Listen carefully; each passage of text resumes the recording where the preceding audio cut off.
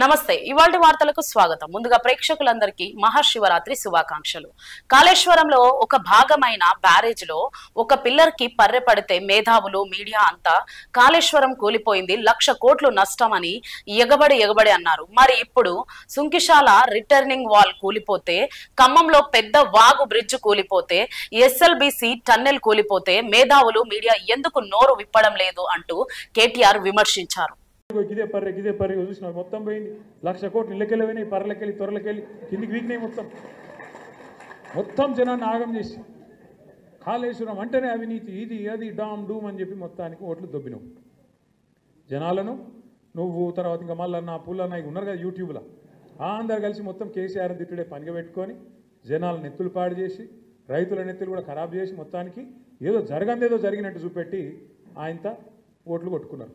మరి నేను అడుగుతున్నా, ఈరోజు ఇదే మేధావులను, ఈ రాష్ట్రంలో ఉండే మీడియాను కూడా నేను అడుగుతా ఉన్నా.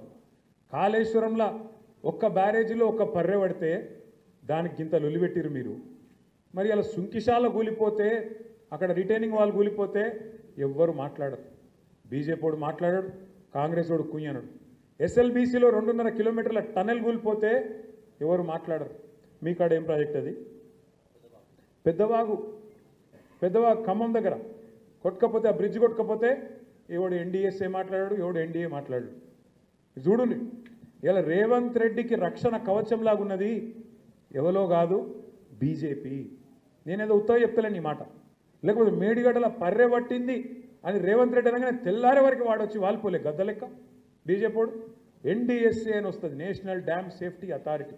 వస్తాడు, వచ్చేది ఇట్లా చూసినట్టు చూసి తెల్లారే వరకే బీజేపీ ఆఫీస్లో ఒక రిపోర్ట్ తయారు చేసి ఇక్కడ ప్రజల మీద వేసి ఎలక్షన్లలో గోల్మాల్ చేసి, మరి ఇలా ఎస్ఎల్బీసీలో టన్నల్ కూలి దాదాపు 72 గంటలు అవుతాను.